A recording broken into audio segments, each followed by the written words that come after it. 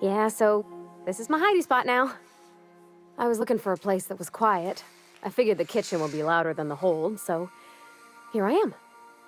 Cozy like, ain't it? That's in pretty good shape considering how hard Mr. Hawthorne ran it.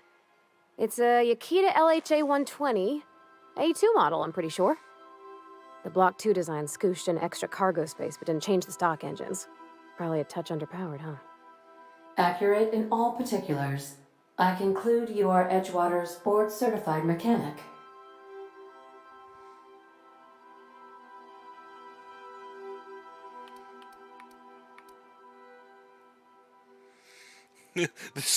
That's the ship's computer. It's not intelligent, but it does a good imitation.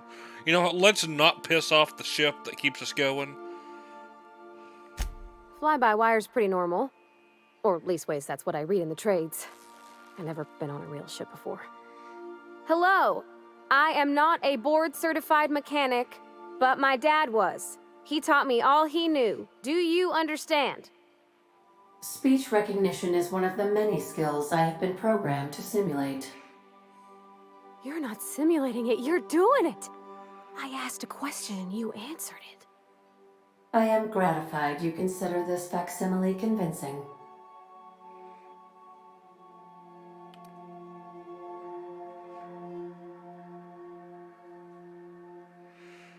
Ada, okay, Parvati will be fixing you from now on. I expect your full cooperation. I am at your disposal, Ms. Parvati. You will find the technical schematics in the engineer's locker, though I'm afraid Captain Hawthorne has lost the owner's manual. Wait, me or the other person? I don't see any holes in the hull. I'll take a good squint at her, make sure everything's tip-top. But I think we're cooking with plasma torches. You can do that, you know. My dad taught me how to make grilled cheese sandwiches with a plasma torch. Mostly, yeah. I lived in the maintenance office near all my life. Mr. Thompson never let me forget how funny that was.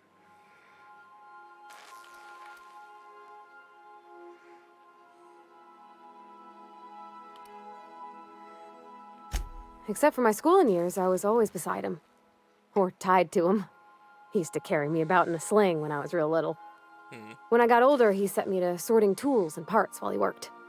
Later, he taught me simple fixes like busted crate latches. Not on the regular. Once in a great long while, a Saltuna boat would break down on the pad. He'd always bring me along for those. Mostly, he did the same as me. Kept Bess, the cannery, running. Turned loaders, plumbing and electricity, some plastering. I never got the hang of that. I'm not exactly a model employee. Not like he wanted. The kind that stays quiet and gets the right work done in the right order every day. It's not normal for anyone to do as their parents. You take a vocational test. That decides your schooling and your career. When I tested out for maintenance, everyone figured it was on account of my dad. They were real unhappy with us. Well, they're powerful good tests. They rattled off this whole list of names who'd worked on them, with fancy bits hanging off them. Doctors and esquires and the thirds. Even if you don't believe they actually catch what everybody's best at, everybody's got to take them. So at least it's fair-ish. Because they were hoping their own kid would get the job and get sent back to Edgewater. When folk go away for schooling, they don't get back to where they begun. Not usually. You go straight to your first job, wherever the company's got an opening.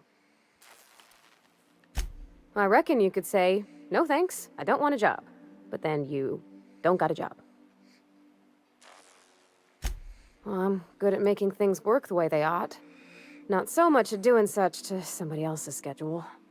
There's times I'm working deep in the guts of a loader, getting it all running perfect. Then I look up to see it's tomorrow, and I've blown another deadline. That happens. Anyhow, I was happy to get back home. I didn't care much for schooling. You can have it right, you can have it fast, or you can have it cheap. Yeah, no, that's not how that goes. It's you have three options: right, fast, and cheap or expensive. You can only have two. You can have fast and cheap. You can have right and cheap. But if you want it done right and fast, it ain't going to be cheap. You want it done fast and cheap, it ain't gonna be done right. You get the point. Yep, nothing much had changed. Everything was a little grayer, a little dirtier. Dad met me at the shuttle and gave me a big ol' hug. I noticed straight away that he was moving slower and stiffer.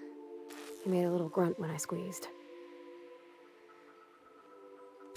About a year. I tried to do more of the work so he could rest. His heart gave him pains. Dad never said that he loved me, you know? I knew on account of him showing it. How he'd stay up late to help with my projects or listen to my fretting. Oh gosh, look at the time. Sorry to bend your ear so long. And I got so much to do before this ship's in decent shape. No worries. It's kind of sad.